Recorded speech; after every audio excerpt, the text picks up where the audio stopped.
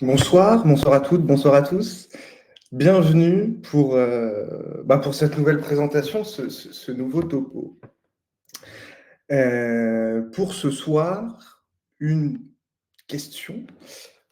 Qui sont les acheteurs d'art? Première chose déjà, comme peut-être vous en avez l'habitude, nous déposerons bien évidemment le replay de cette présentation, ainsi que une base de données où nous mettrons un certain nombre d'articles, de liens, de documents qui m'ont servi à vous préparer cette réponse. Alors, première chose, on va dire en guise d'introduction, une définition un peu longue, je vous l'accorde, sur ce que pourrait être, sur ce que sont les collectionneurs. Alors, cette citation, déjà, je la tire donc d'un rapport qui date de 2015, qui avait été commandé par le ministère de la Culture et de la Communication, collectionneurs d'art contemporain, des acteurs méconnus de la vie artistique. Nous allons revenir un petit peu plus en détail sur un certain nombre de points de ce rapport, car en effet, il a 10 ans. Donc, on va voir toute l'évolution qu'il y a pu avoir, notamment sur qui sont les collectionneurs, où se trouvent-ils, mais également, au-delà de ces évolutions-là, certains comportements qui, eux, n'ont pas forcément changé, notamment dans la relation qu'il peut y avoir entre un collectionneur et un artiste. Alors, pour cette définition, donc en plus d'être acquéreur, le collectionneur d'art contemporain est susceptible d'agir sur la vie artistique, notamment grâce au soutien matériel apporté aux artistes et en contribuant à la construction de la valeur artistique, donc pas uniquement de la valeur économique. Cette particularité est d'autant plus notable que l'engagement du collectionneur n'est pas l'apanage d'une seule élite fortunée, comme le montre la typologie des profils de collectionneurs établis ici. Il apparaît en effet que les pratiques de collectionneurs se déploient le long d'un continuum allant du collectionneur acquéreur, mu par le besoin de posséder une œuvre, au collectionneur acteur, pour lequel l'acquisition n'est que l'expression de sa volonté de contribuer à la vitalité de la scène artistique. Donc voici un petit peu un première étape, c'est une première définition. Je vous propose, du coup, dans la définition de ces acteurs-là, quelques chiffres. Donc, ces chiffres-là datent de 2015. Ça permet de voir quels étaient les collectionneurs lors de cette étude. C'était des collectionneurs, bien évidemment, en France. Principalement, sans forcément entrer dans le détail des chiffres, principalement, les personnes qui avaient été sondées étaient des personnes ayant un niveau d'études à minima bac plus 4 et qui, pour une majorité d'entre eux, on peut le voir sur le graphique de droite, avaient plus de 40 ans. Cette donnée-là est assez importante, la seconde sur l'âge, puisqu'on va voir que sur ces 10 ans, il y a quand même une évolution sur l'âge des collectionneurs. Trois autres chiffres qui sont importants, je les pose ici pour qu'on puisse les garder en tête pour la suite. Donc, le budget annuel moyen consacré à une acquisition d'œuvres, où on voyait à l'époque, pour la plupart, quand même, il y avait une partie où c'était inférieur à 5 000 euros, et également des revenus ou des sommes maximales pour une bonne partie sur le graphique de droite, 25% d'entre eux consacraient moins de 5 000 euros à l'achat d'œuvres. Je vous propose de retenir cette somme de 5 000 euros. Et on va la retrouver par la suite. Et c'est pour cela que je la précise. Un point aussi important qui est maintenant le marché de l'art actuel. Comment fonctionne-t-il? Et on retrouve tout de suite, c'est pour ça que j'ai souhaité vous préciser ce montant. On n'est plus en euros, on est en dollars, mais sur les différents rapports que l'on peut voir, là, le marché de l'art contemporain 2024 par Artprice, 82 des ventes réalisées sont inférieures à 5 000 $, 57 inférieurs à 1 000 $ et 27 entre 1 000 et 5 000 $. Ces chiffres-là étant des ventes réalisées sur le second marché, donc lors de passage en salle de vente. Mais ça donne une forte indication et ça peut refléter aussi les achats sur le premier marché, donc celles que l'on va directement faire auprès d'une galerie ou directement auprès de vous-même. Ces forts pourcentages sur l'achat d'œuvres d'art inférieures à 5 000 €, enfin 5 000 $, pardon, et le résultat, comme vous voyez en dessous, d'un certain nombre de facteurs. Celui qui est assez intéressant et celui qui m'a servi un petit peu de fil conducteur de la présentation, c'est la volonté d'un certain nombre d'acteurs de démocratiser l'art. Alors, il y a cette démocratisation qui va être utilisé notamment par les institutions, par tous les services de médiation, des institutions muséales, des fonds régionaux d'art contemporain, etc.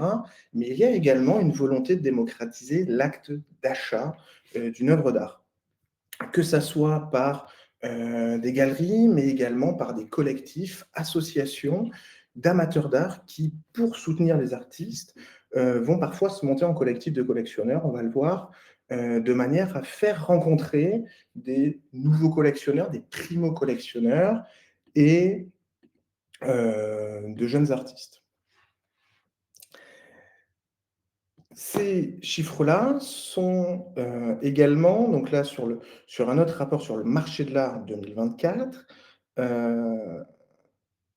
sont assez intéressants d'un point de vue des techniques et des médiums qui sont achetés. La peinture abordable, donc à moins de 1 000 $, connaît une dynamique sans précédent. Les ventes ont triplé en 10 ans. Contrairement à ce que souvent on peut entendre sur ce marché de l'art contemporain, où on pourrait avoir une forte volonté des collectionneurs d'acheter autre chose que de la peinture, hein, d'acheter de l'installation ou autre forme contemporaine. La peinture reste bien évidemment un médium privilégié des collectionneurs. Et là, comme on peut le voir, sur des prix abordables. Il faut également savoir que dans une majorité des cas, lorsque des jeunes collectionneurs ou des nouveaux collectionneurs débutent leur collection, ils vont principalement se tourner vers du dessin ou de la peinture. Souvent, ça peut être un achat plus rassurant pour eux. On voit également que la vente de reproduction, donc là, comme pour les peintures, les ventes d'estampes à moins de 1 000 $ ont explosé depuis 2020, plus 79 %. Donc, tout ça va être une indication aussi sur, si on veut répondre à qui sont les acheteurs, il y a bien évidemment une réflexion à porter sur qu'achètent-ils et donc que faut-il leur proposer pour qu'ils puissent s'intéresser à votre travail. Bien évidemment, ça ne veut pas dire que si vous n'avez pas un travail de peinture, tout ceci n'est pas envisageable, bien évidemment. Un premier point, pour entrer là plus dans la réflexion et sortir de ces chiffres-là, va être de comprendre, du coup, qui sont les nouveaux collectionneurs. Donc, pas forcément ceux qui avaient en 2015, où on avait un public plutôt âgé, mais de voir qu'aujourd'hui, en 2025, il y a de nouveaux acteurs qui passent à l'acte d'achat de différentes manières. Les problématiques qui ont été résolues ou qui sont en train d'être résolues sont principalement sur le fait qu'un certain nombre d'amateurs d'art ou peut-être de personnes qui avaient l'habitude d'aller dans des musées, mais pas forcément de collectionner, ne se sentaient pas légitimes à devenir collectionneurs, à acquérir des œuvres, que ça soit par le prix, mais également par un petit peu cette image qu'il pouvait y avoir du collectionneur. Donc, il y a tout un travail qui est fait de sensibilisation, de médiation autour d'un jeune public. Et on va voir qu'il y a différents acteurs qui réalisent ce travail-là. Ces différents acteurs, je vous inviterai même à les suivre, puisque on va le voir sur les prochaines slides, ce sont eux qui parlent directement aux collectionneurs et qui vont leur donner un certain nombre de conseils pour suivre un artiste, pour suivre, alors que ce soit la cote d'un artiste ou pour apprendre à décrypter un travail, pour apprendre à échanger avec certains artistes. Donc, le fait de suivre tous les conseils qu'ils donnent et la manière dont ils échangent avec les primo-collectionneurs peut vous permettre à vous-même de mettre en place certaines solutions pour coller un petit peu avec ces recommandations. Première chose, sur les nouveaux collectionneurs, une nouveauté, l'arrivée des jeunes, voire très jeunes collectionneurs sur le marché. Je vous ai remis le graphique donc du rapport en 2015 où on pouvait voir qu'il y avait aux alentours de 40%, un petit peu plus, qui avaient moins de 40 ans. Or, un petit peu moins, pardon, 30%. Or, aujourd'hui, on peut avoir, selon certains sondages, si on prend celui de Drouot, 56% de leurs clients qui ont moins de 40 ans. Donc, tout ça va parfois à l'encontre un petit peu de ce qu'on peut voir même dans certains médias spécialisés où sont mises en avant les plus grosses ventes, les collectionneurs qui vont avoir une expérience de collection de 15, 20, 30 ans avec des collections immenses. Or, il y a, depuis également le Covid, un certain nombre de jeunes acteurs qui arrivent et, de par leur âge également, hein, qui vont avoir la possibilité d'acheter certes des œuvres, mais des œuvres à des prix accessibles. Sur ces jeunes collectionneurs, deux grosses catégories que l'on va pouvoir définir. La première catégorie, c'est ce que j'appelle, moi, l'achat placement, c'est-à-dire une jeune personne, souvent citadine, qui va plutôt bien gagner sa vie et qui va acquérir des œuvres, bien évidemment par passion, mais aussi dans un objectif de spéculation.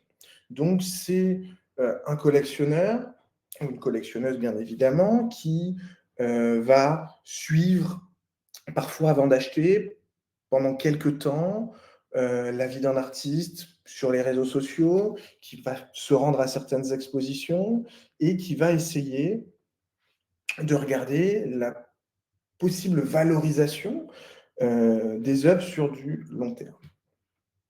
Et il y a la seconde catégorie, ce que j'appelle l'achat plus émotion, où là, on va être parfois sur des personnes qui, si elles sont pas forcément moins connectées, mais vont moins utiliser les réseaux, vont, eux, privilégier l'échange avec les artistes. Donc, qui vont beaucoup plus se rendre dans certains salons, dans certaines foires où les artistes sont présents, qui vont beaucoup participer à des portes ouvertes d'ateliers, qui vont se rendre dans des associations, dans des collectifs d'artistes et participer à toute cette vie directement avec vous et également certaines galeries.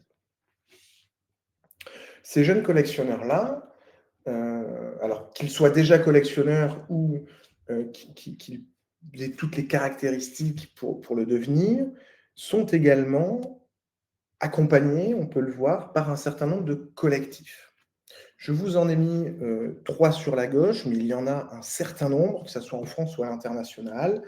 Donc pour Art Céramique en bas, qui est un collectif d'amateurs de céramique, et pour Chalet Society ou Culture Foundry, présents en région parisienne, ce sont 3 collectifs d'amateurs d'art qui, pour les personnes qui les ont créés, ont dressé un constat. Des jeunes publics ont toutes les caractéristiques pour acheter des œuvres. Souvent, ces personnes-là vont être éloignées parfois culturellement de la création artistique et vont avoir un sentiment de méfiance vis-à-vis du monde de l'art, vont le penser opaque, vont également avoir un sentiment d'exclusion. Ça, on peut l'avoir au niveau d'un grand public. On a tous entendu ceci n'est pas pour moi, que ça soit dans des musées ou autres.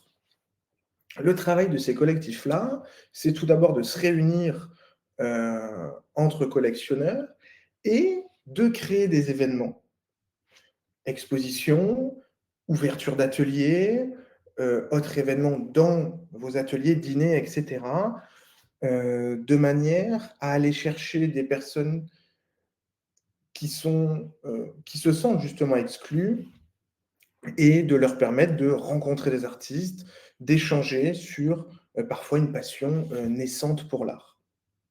Et dans cette démocratisation, le but est de faciliter l'accès à la création, l'accès aux artistes, mais également de valoriser l'acte d'achat, donc de rencontrer directement des artistes.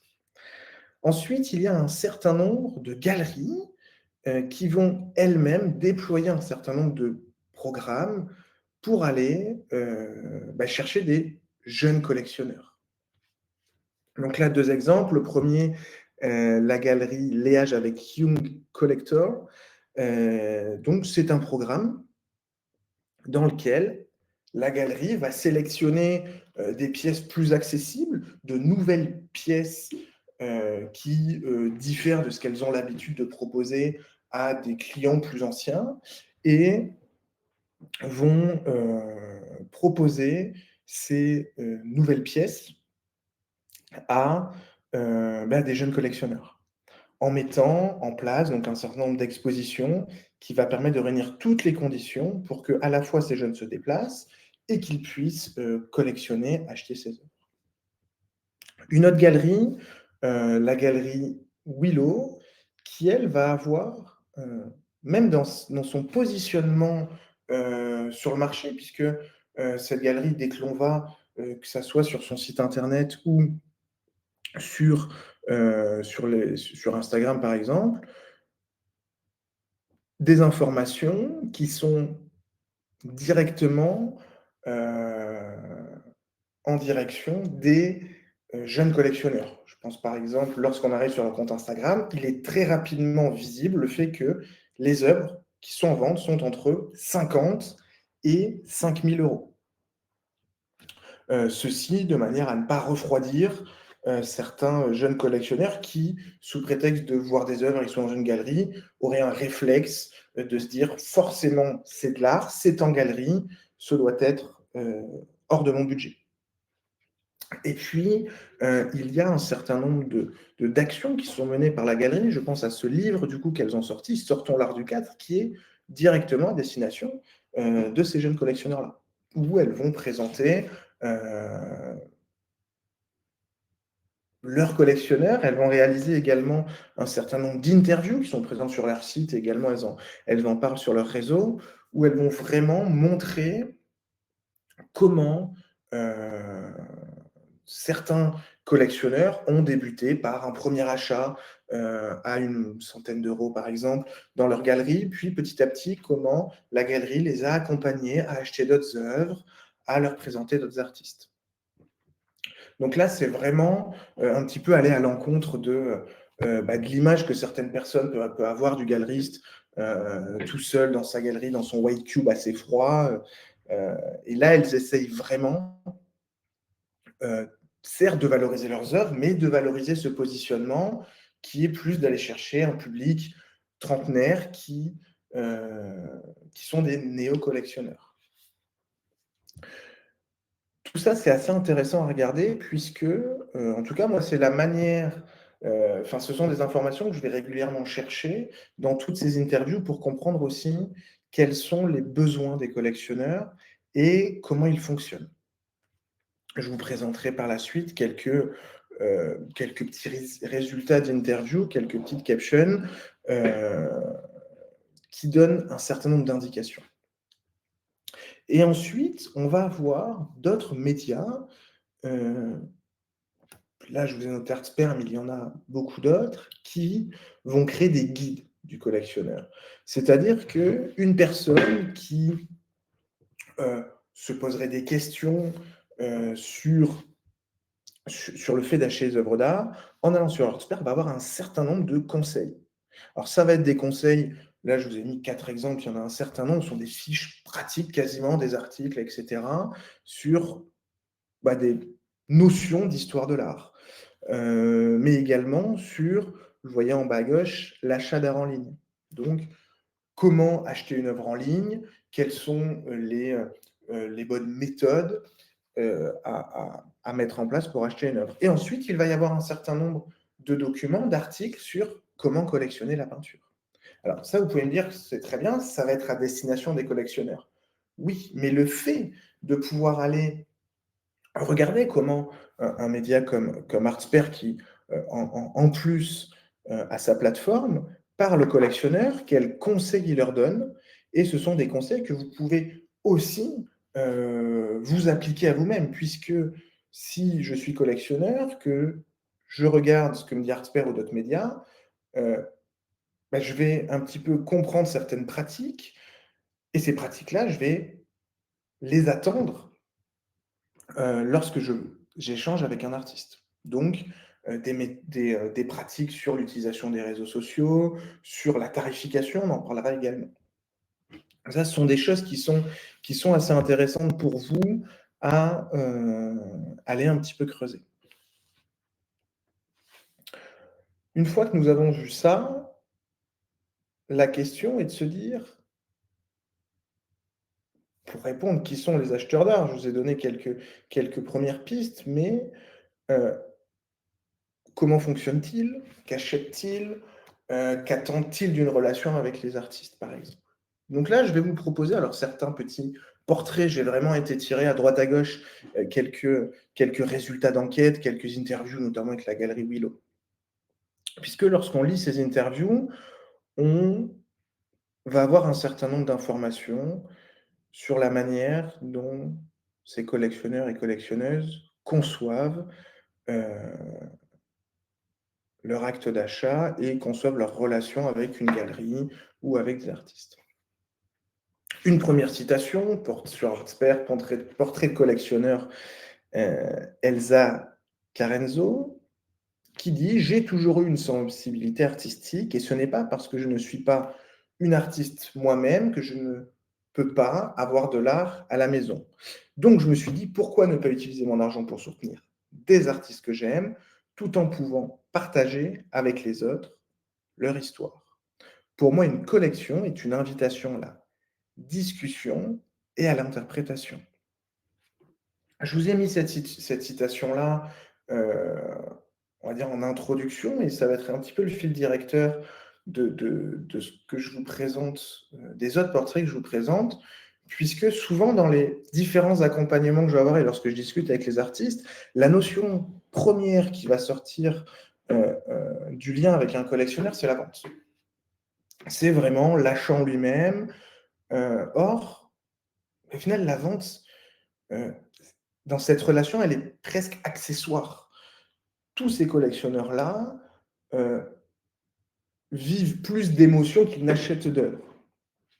C'est-à-dire que dans leur relation qu'ils ont avec un artiste, dans leur envie d'aller visiter un atelier, d'aller partager l'histoire d'une œuvre, l'histoire d'un artiste, euh, ceci va être primordial, ne va pas être en plus de l'achat. C'est vraiment tout ceci qui, en effet, il va y avoir une finalité qui sera l'achat, mais ce ne sera pas la source et l'origine de la relation. Donc, quelques portraits. Donc là, voilà, je reprends Elsa Carenzo. qui explique que lors de son premier achat, elle s'était rendue, et ça va un petit peu avec les chiffres que l'on a vus avant, hein, c'est pour ça que j'ai sélectionné, avec une foire à Bruxelles qui était spécialisée dans des œuvres avec des prix euh, abordables.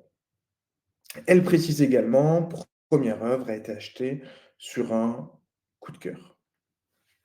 Donc, on voit bien, premier achat, pour ces personnes-là, souvent, on est sur des prix abordables. Donc, on va être un petit peu dans la gamme de prix que l'on a pu voir. Donc, soit sur peut-être des reproductions, soit souvent de la peinture inférieure à 1 000 € pour la plupart, ou entre 1 000 et 5 000 €.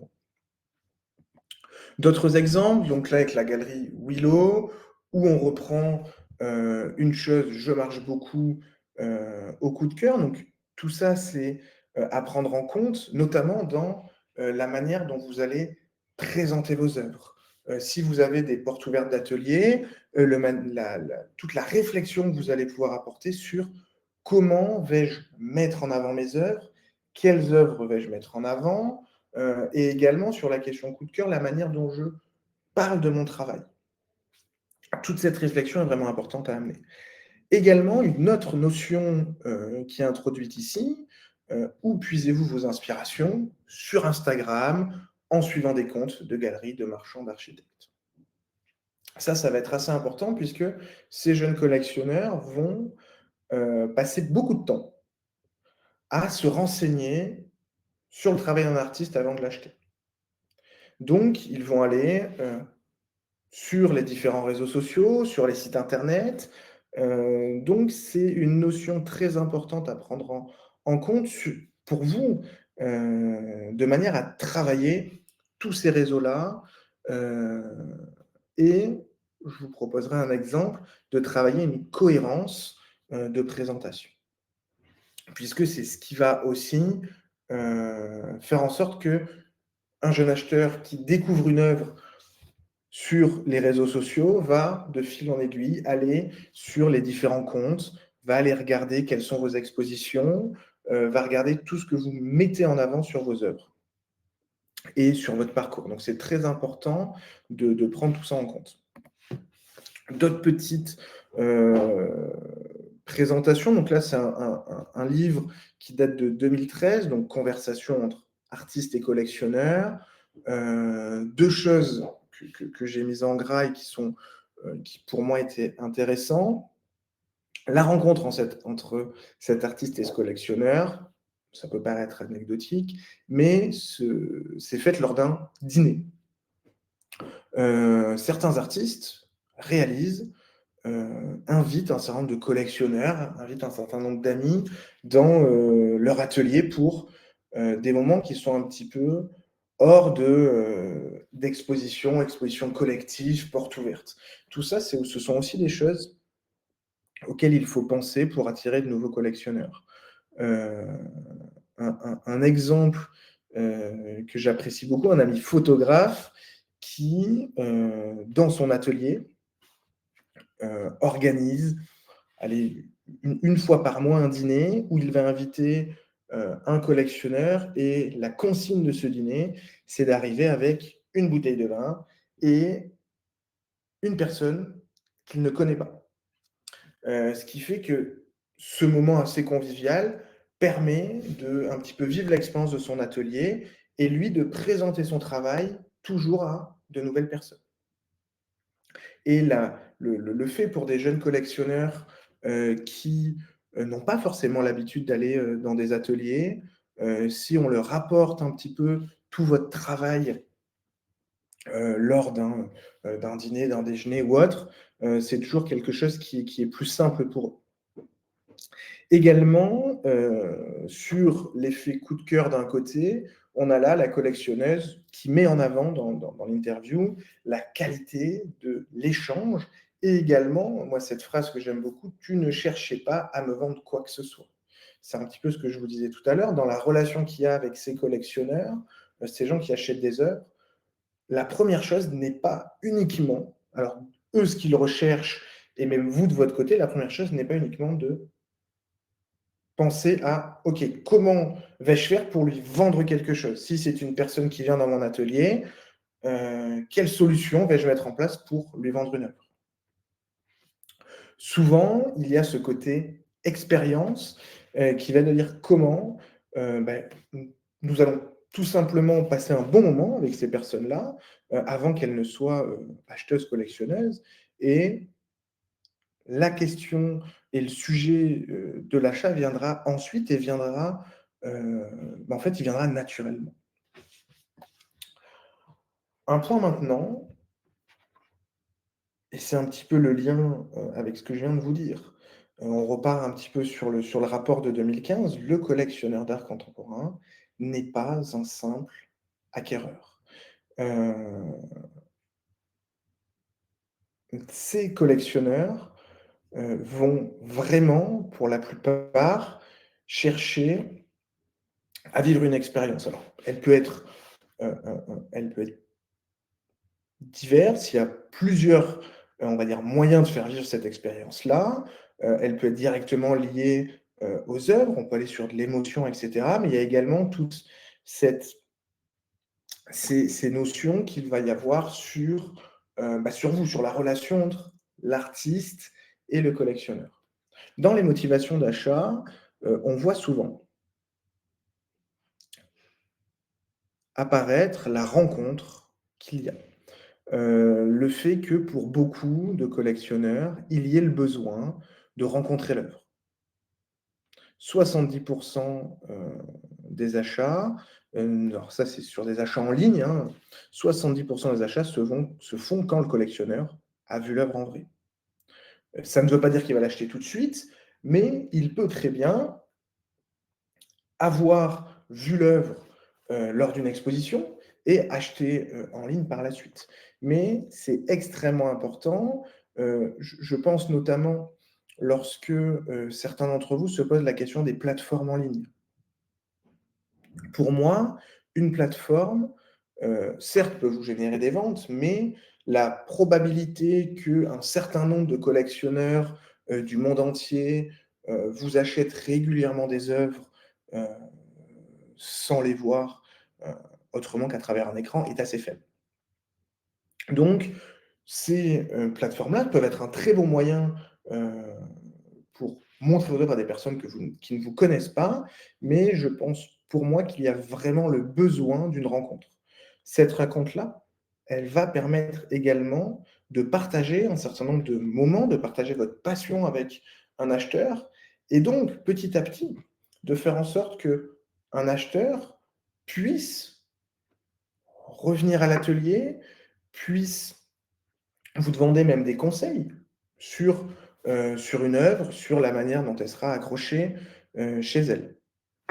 Donc pour moi, tout le travail qui est le vôtre aussi dans cette relation qu'il y a avec des acheteurs, c'est petit à petit de se dire: «Comment je peux aussi fidéliser ces personnes pour qu'elles deviennent de vrais collectionneurs?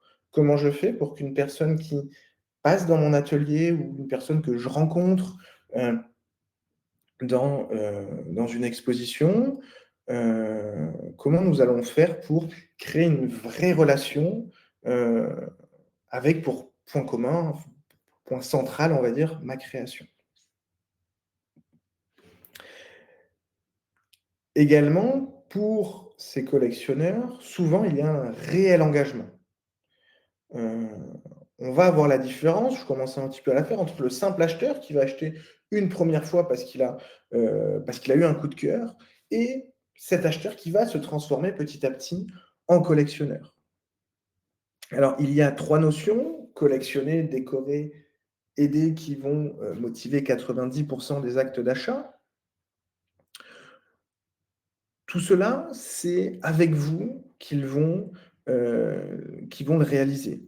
C'est-à-dire, ce n'est pas un simple, lorsqu'on vient à l'atelier, ce n'est pas du tout un simple, allez, marché si je puis dire, même si c'est pas forcément la bonne expression, mais où le collectionneur va dire: «Ah, ceci m'intéresse, j'aime bien cela». Ça va vraiment être un échange qu'il va y avoir avec les personnes qui vont entrer dans votre atelier, les personnes heu, que vous allez rencontrer. Je reviens sur la partie rencontre également. Heu, Et ça, c'est aussi quelque chose que j'entends souvent dans nos échanges, heu, sur le lien que qu'il peut y avoir, ou l'unique lien qu'il pourrait y avoir entre l'artiste et le collectionneur, qui est le lien financier. Certains collectionneurs s'interrogent ainsi sur la nature de l'engagement de l'artiste dans une telle relation et craignent que l'intérêt qui leur est témoigné relève de considérations financières et matérielles plus que de liens singuliers. On le voit très souvent, lorsque nous avons un acheteur qui va petit à petit devenir un collectionneur, avoir un certain nombre de vos œuvres,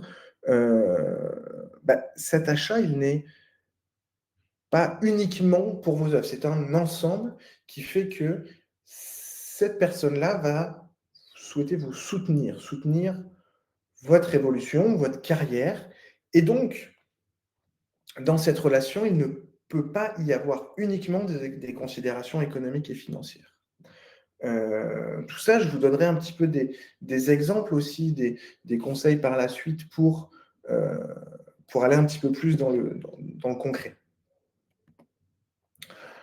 Cette implication, qui donc dépasse la simple relation financière, heu, elle est présente pour quasiment 54 des collectionneurs.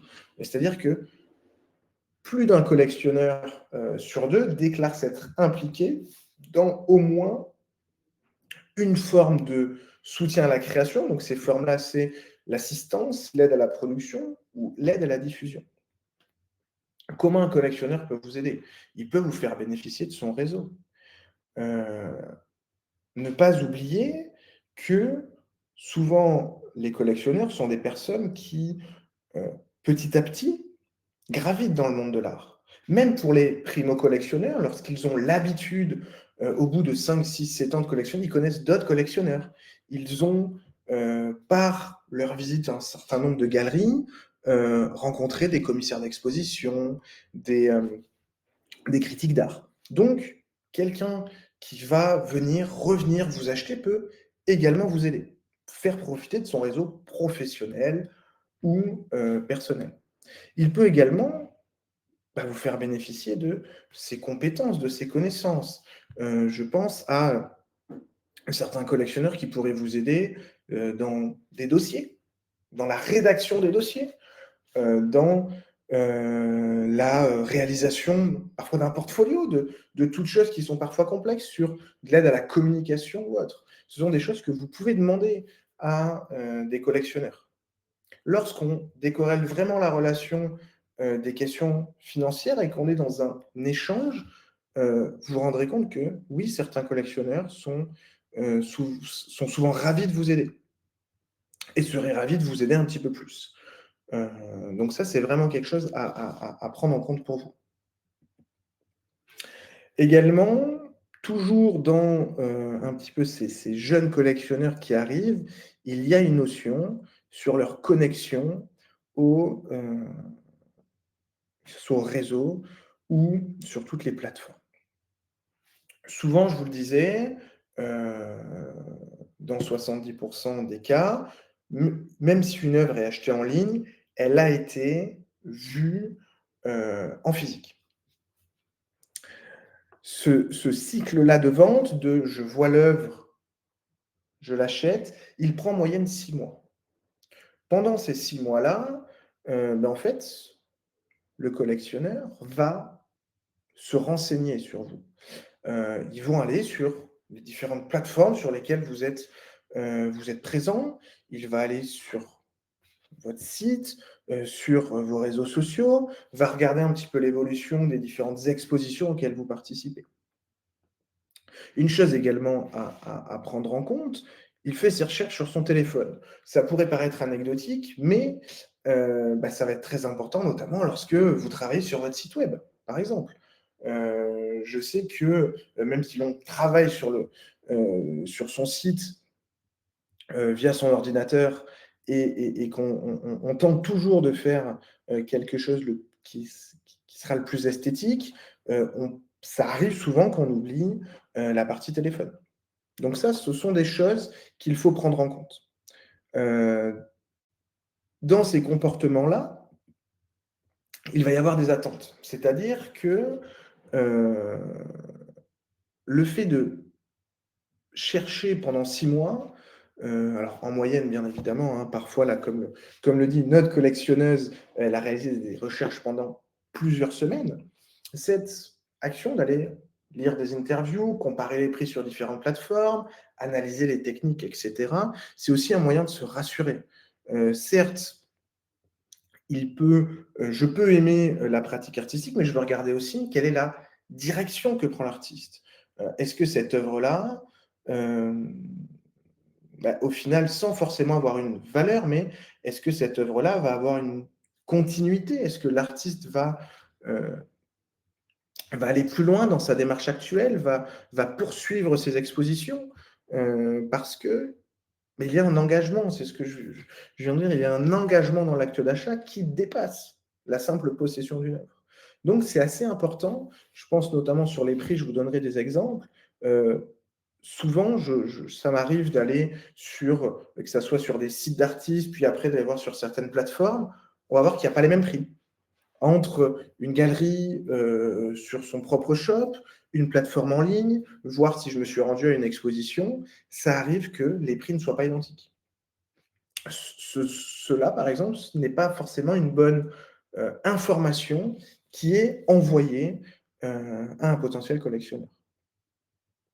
Pareil dans les interviews ou même les textes que vous pouvez travailler et mettre en ligne, c'est important que ces collectionneurs-là puissent aller comprendre vraiment votre démarche artistique, vos intentions.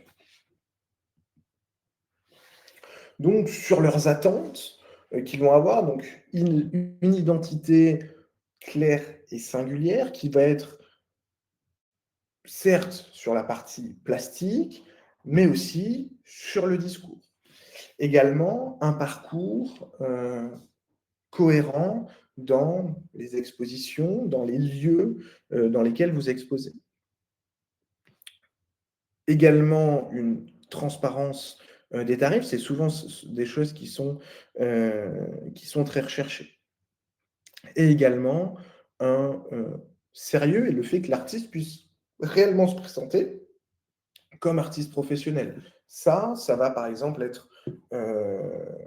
être visible, notamment sur les réseaux sociaux. Tout cela m'amène à quelques conseils.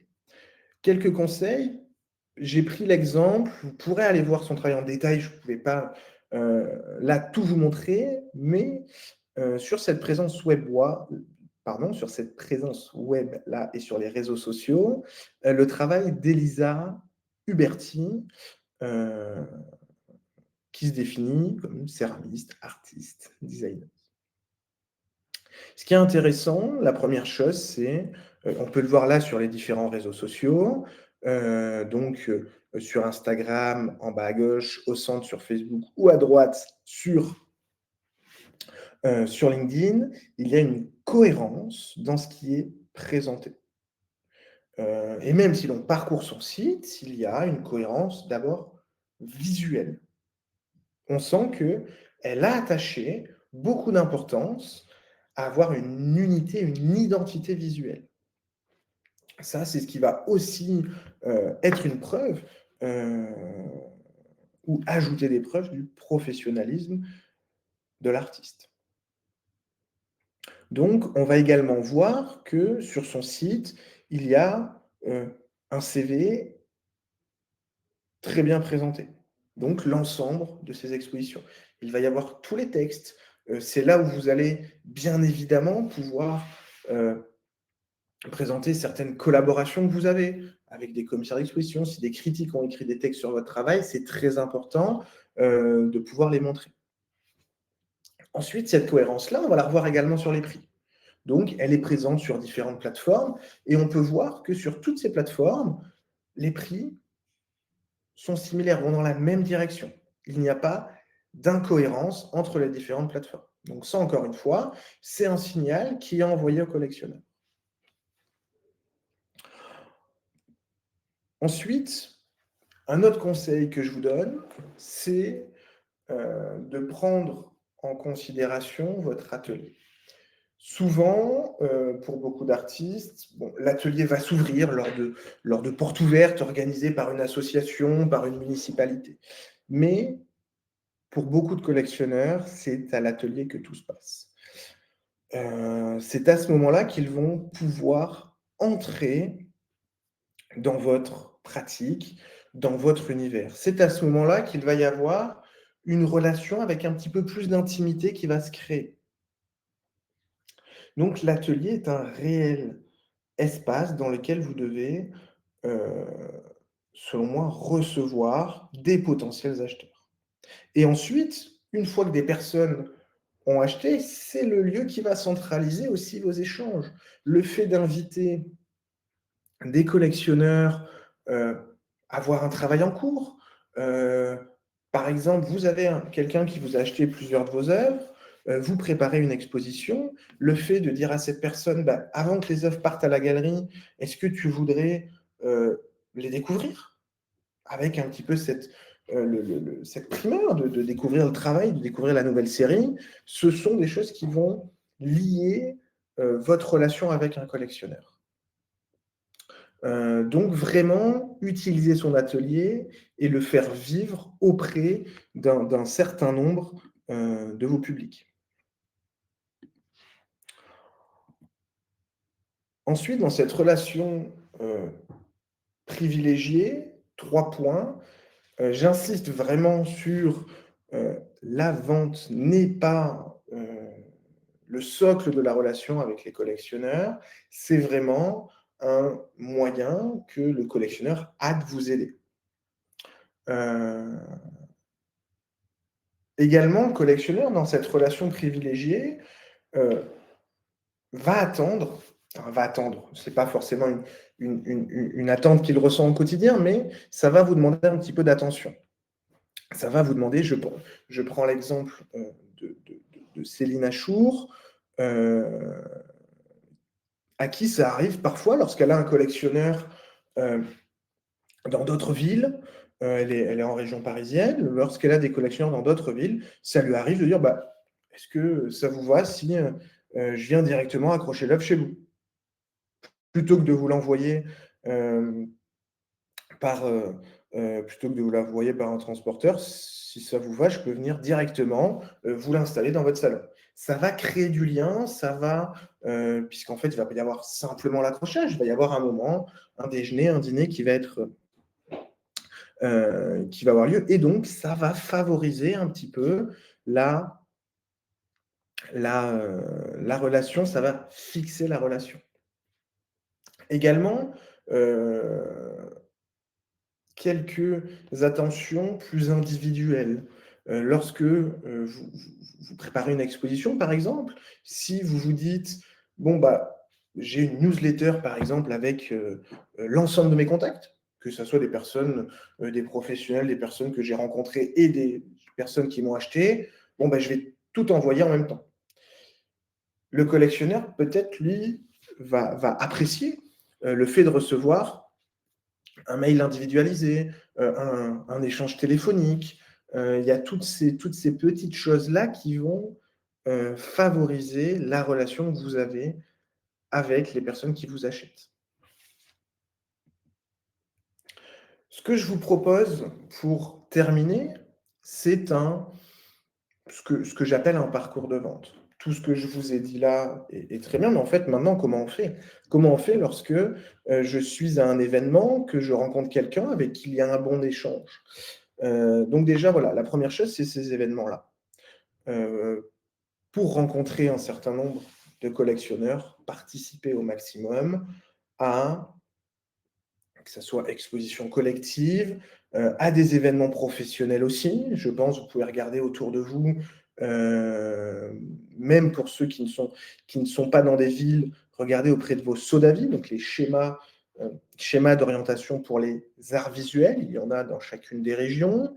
À titre d'exemple, donc les réseaux 16 000 en, en Bourgogne-Franche-Comté, le réseau Astre en Nouvelle-Aquitaine, Art contemporain en Bretagne pour la Bretagne, et cetera, et cetera. Ces rencontres-là vont permettre de participer à des événements où vous allez donc rencontrer de nouvelles personnes.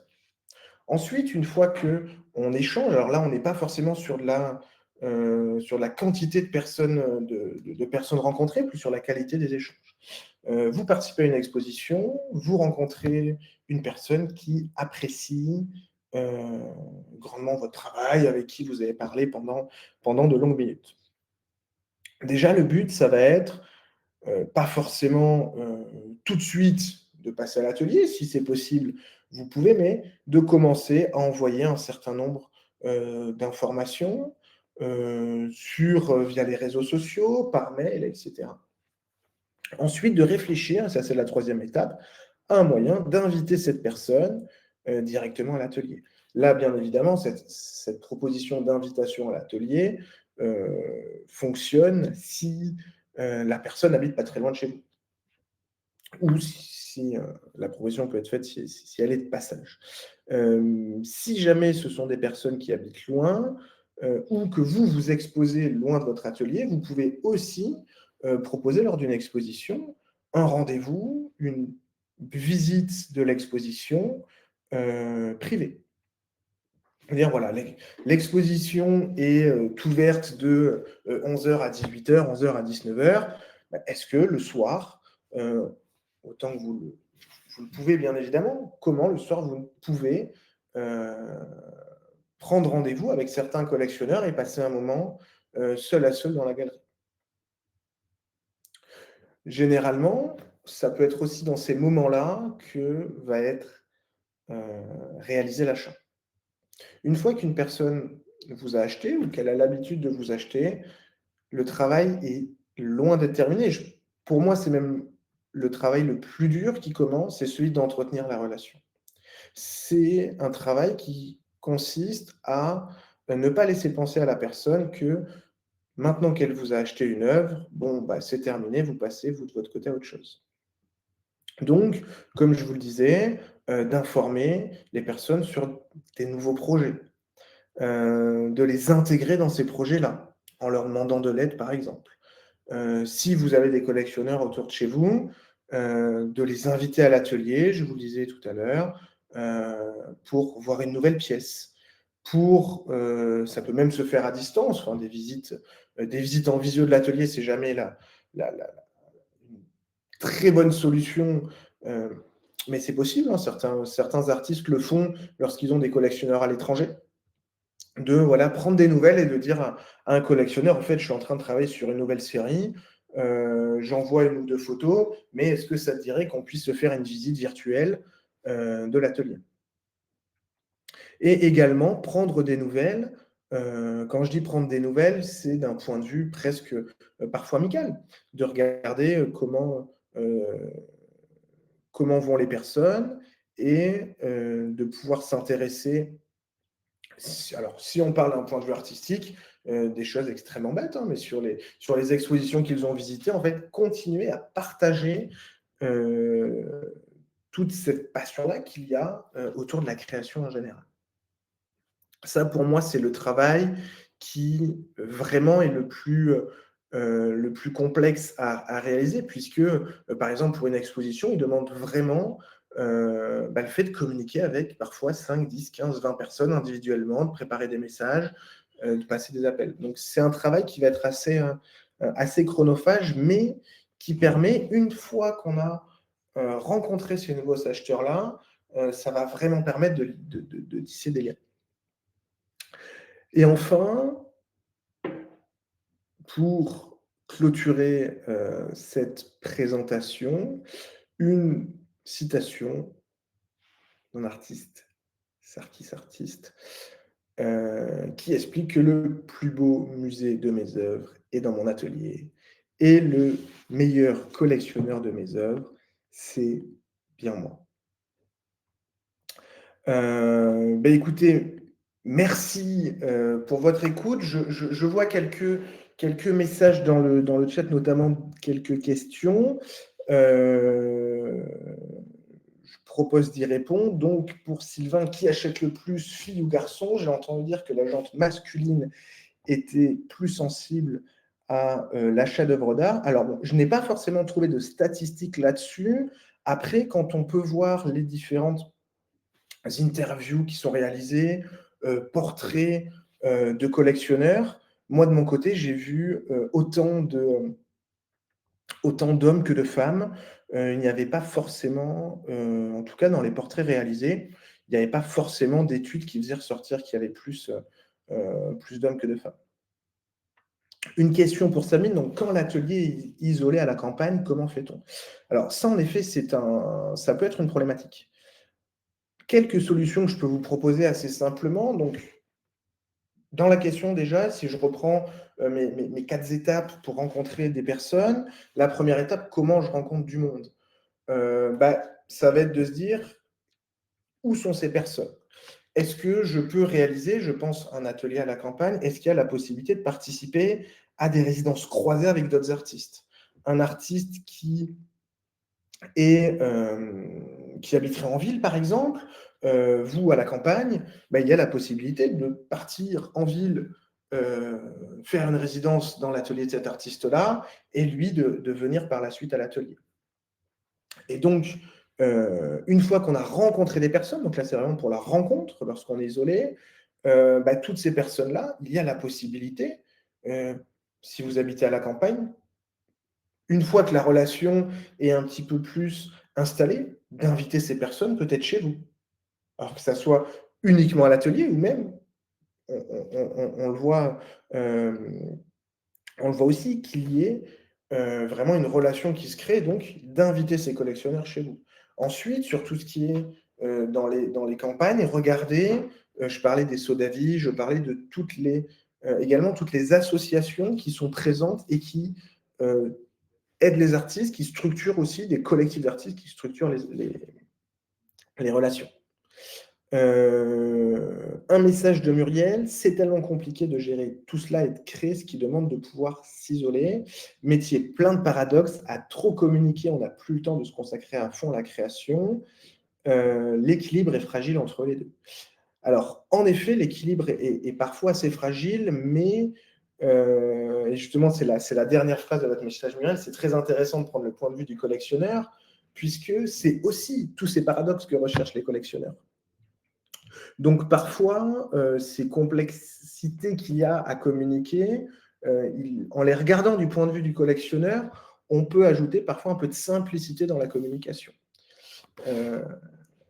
Et enfin, une dernière question, Marianne. Oui, il y aura un replay, déjà que vous recevrez par mail d'ici quelques minutes, et qui sera par la suite également mis sur le site de Topo et sur la chaîne YouTube de Topo. Écoutez, merci beaucoup. Je vous souhaite une excellente soirée. Et surtout, si vous avez plus de questions, même sur des besoins personnels, n'hésitez pas à nous envoyer un mail ou à prendre directement rendez-vous avec nous, que ce soit avec Pierre Benoît ou moi-même. Très bonne soirée, au revoir.